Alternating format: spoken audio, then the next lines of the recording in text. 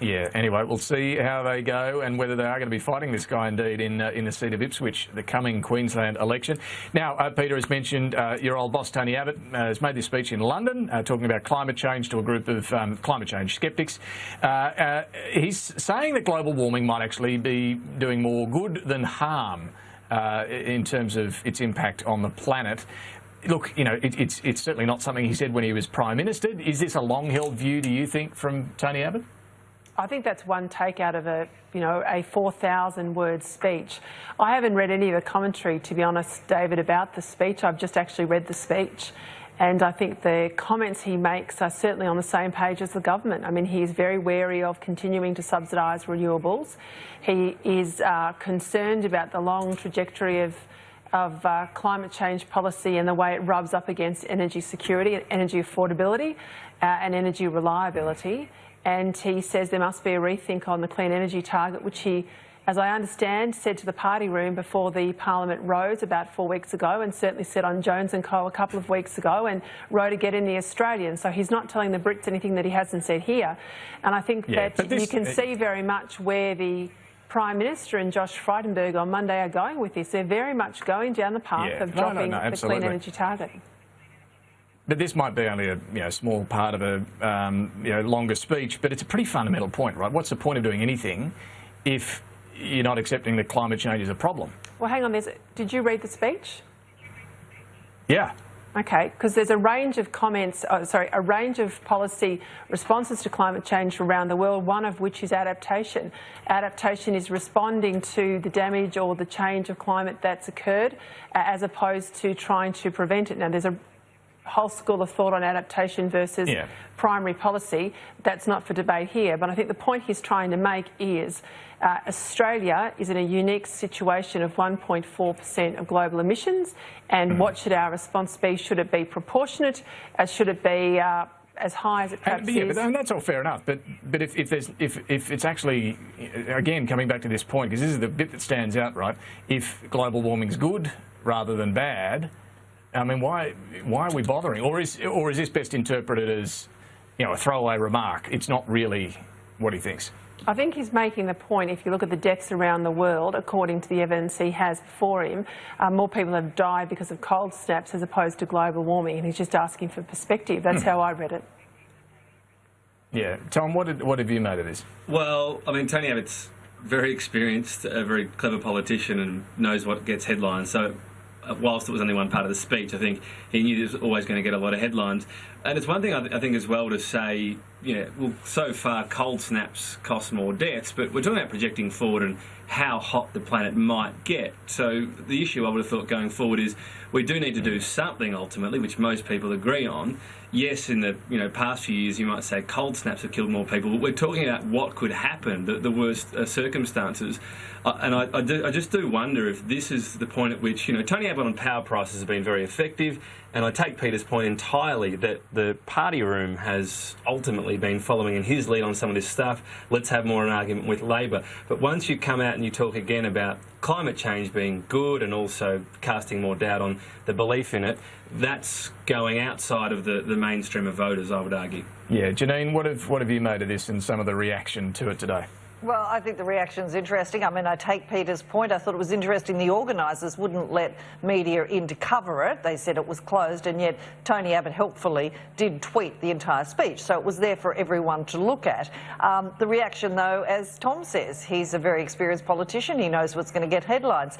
Of course, you must remember when you give a speech, you are trying to entertain them a bit, and you can imagine this is a group that probably, could have done with some funny lines. There were some other humorous bits about throwing paper out, I think, and elephants and sacrifices to the gods.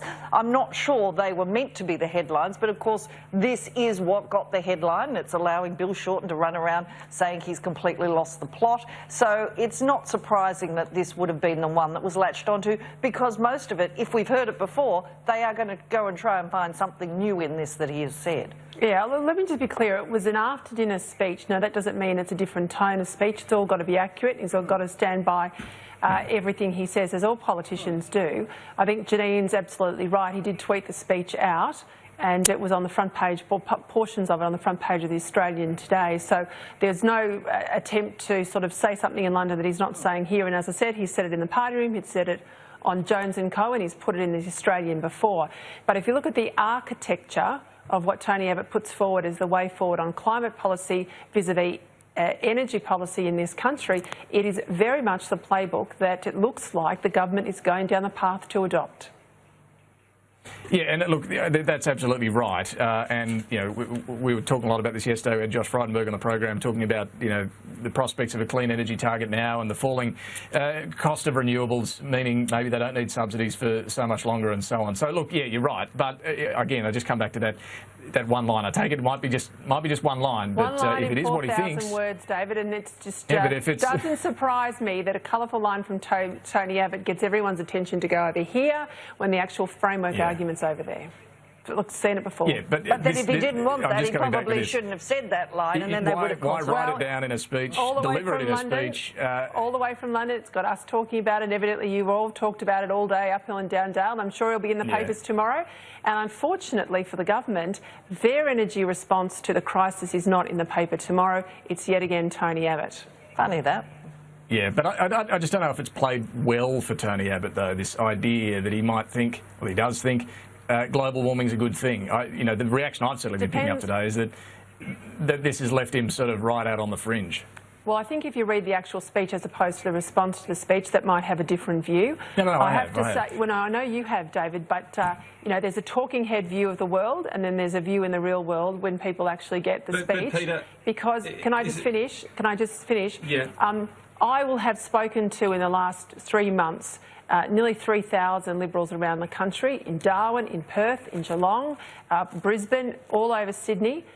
They have a very sceptical view, not climate change sceptical, but a sceptical view of where the government is going on this energy issue. They are concerned for all the reasons that we've talked about, hip pocket nerve, but they're also concerned about the philosophical arguments that we are going down the path of adopting as a given on the issue of climate policy, on the issue of energy policy.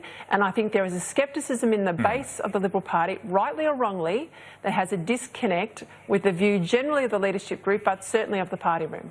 And of the energy chiefs yesterday who were still calling for a clean energy fund. And the biggest proponents of energy policy change and the continuation of subsidies are those who have worked out how to make money from it and where their shareholder value will increase and where they'll get their bonuses.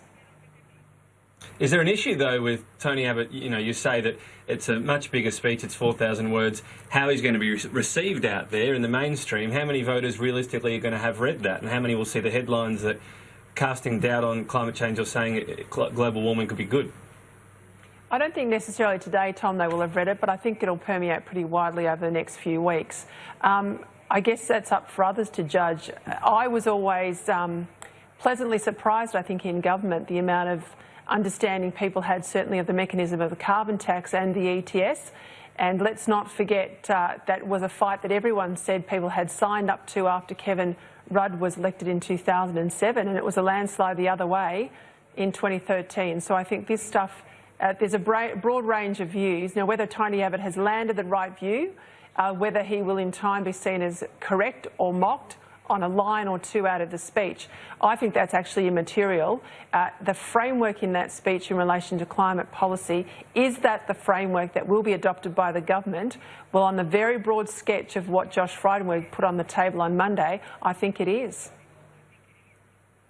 Let's, Tom, turn to where you've been all day and will be tomorrow and the following day, and that's the High Court, trying to, I suppose,